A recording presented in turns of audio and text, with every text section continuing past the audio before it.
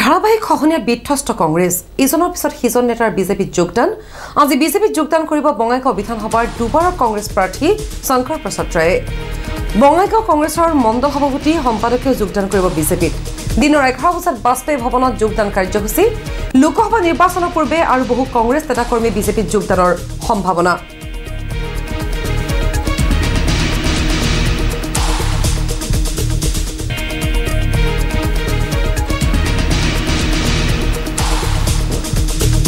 ধাৰাবাহিক খহনীয়াত বিধ্বস্ত এতিয়া কংগ্ৰেছ নিৰ্বাচন সমাগত এটাৰ প্ৰাক মুহূৰ্তত কংগ্ৰেছ শেষ হৈ যাব নেকি সেয়া এতিয়া ডাঙৰ প্ৰশ্ন উত্থাপিত হৈছে ইজনৰ পিছত সিজন নেতাৰ বিজেপিত যোগদান আজি বিজেপিত যোগদান কৰিব বঙাইগাঁও বিধানসভাৰ দুবাৰৰ কংগ্ৰেছ প্ৰাৰ্থী শংকৰ প্ৰসাদ ৰায়ে বঙাইগাঁও কংগ্ৰেছৰ মণ্ডল সভাপতি সম্পাদকীয় যোগদান কৰিব বিজেপিত দিনৰ 11 বজাত বাজপেয়ী ভৱনত যোগদান কাৰ্যসূচী লোকসভা নিৰ্বাচনৰ পূৰ্বে আৰু বহু কংগ্ৰেছ নেতা কৰ্মী বিজেপিত যোগদানৰ সম্ভাৱনা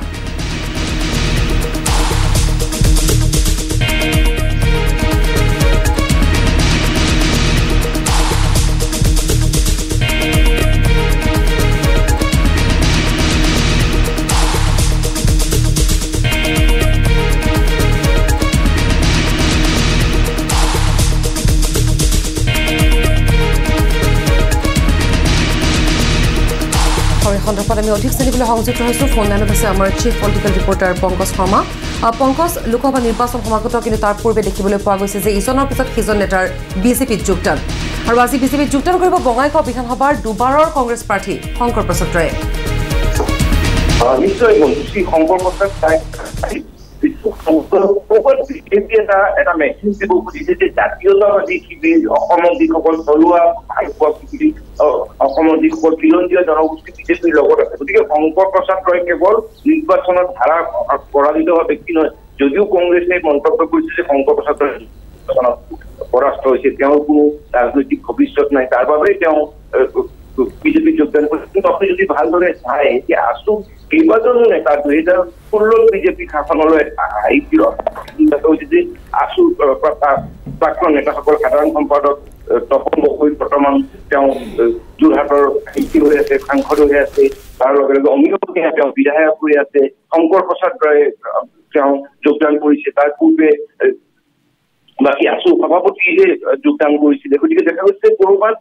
বিজেপি এটা মেছেজ দিব খুজিছে যে জাতীয়তাবাদী শিবিৰ থলুৱা জনগোষ্ঠী আৰু কংগ্ৰেছক ক'ৰবাত বিজেপিয়ে লাহে লাহে কেৱল সংখ্যালঘু দল হিচাপে তেওঁলোকে প্ৰতিষ্ঠা কৰিব খুজিছে আৰু দেখা গৈছে যে এফালে যদি বাহিৰত বিধানসভাৰ বাহিৰত অনুষ্ঠান পাতি বিজেপিয়ে বিভিন্ন দল সংগঠনৰ নেতাক যোগদান কৰাইছে এটা কাহানিও নেদেখা পৰম্পৰা বিধানসভা চলি থকা সময়তে দেখা গৈছে যে বিধানসভাৰ পৰা কংগ্ৰেছৰ বিধায়ক কংগ্ৰেছৰ লগত বহি থকা অৱস্থাতে ওলাই আহিছে আৰু বিজেপিৰ প্ৰতি সমৰ্থন ব্যক্ত কৰিছে এই শশী দাসৰ পৰা আৰম্ভ হোৱা এই পৰম্পৰা আমি দেখিবলৈ পাৰো কমলাক্ষ দেৱপ্ৰকাশৰ ক্ষেত্ৰত বসন্ত দাসৰ ক্ষেত্ৰত আৰু আপুনি আচৰিত হ'ব যদি আজিৰ দিনটোতে বা কাইলৈ বা বিধানসভা চলি থকা সময়তে কংগ্ৰেছৰ আৰু 2-3জন বিধায়কে একেই প্ৰক্ৰিয়াতে কংগ্ৰেছৰ লগত বহি থকা অৱস্থাতে ওলাই আহি বিজেপিক যদি সমৰ্থন ব্যক্ত কৰে সেয়া আচৰিত হ'বলগীয়া নাই গতিকে ক'ৰবাত 2014 প্ৰধানমন্ত্ৰী নৰেন্দ্ৰ মোদী শাসনলৈ অহাৰ পিছতে কংগ্ৰেছ মুক্ত ভাৰতৰ শ্লোগান দিছিল কিন্তু অসমত দেখা গৈছে লাহে লাহে সেয়া হ'বলৈ গৈ আছে হয়তো কংগ্ৰেছ শূন্য নহয় কিন্তু 2016লৈকে যিটো দলৰ 78খন আসন আছিলে আজি দেখা গৈছে যে তেওঁ মাত্ৰ এজন বিধায়ক যদি কংগ্ৰেছৰ পৰা গুচি যায় তেন্তে বিধায়িনী দলপতিৰ পদ কংগ্ৰেছে হেৰুৱাব গতিকে ক'ৰবাত বিজেপিয়ে খুব ক্ষিপ্ৰ ৰণনীতিৰে উচ্চ পৰ্যায়ৰ ৰণনীতিৰে কংগ্ৰেছ মুক্ত অসম কৰাৰ বাবে প্ৰচেষ্টা গ্ৰহণ কৰিছে বিধানসভাৰ পৰা বিধায়ক কংগ্ৰেছৰ সংগ ত্যাগ কৰিছে বিধানসভাৰ বাহিৰত বিভিন্ন দল সংগঠনৰ নেতাসকলে কংগ্ৰেছ ত্যাগ কৰি বিজেপিৰ ফালে আহিবলৈ লৈছে গতিকে কংগ্ৰেছৰ বাবে খুব ডাঙৰ প্ৰত্যাহ্বান এই প্ৰত্যাহ্বানৰ মোকাবিলা ভূপেন বৰাই কেৱল সংঘাত দি পেলাই কৰে নে ৰণনীতি কিবা প্ৰস্তুত কৰে তালৈ কিন্তু সকলোৱে কংগ্ৰেছ কৰ্মীসকলে বাচ্ছা আছে মঞ্জুশ্ৰী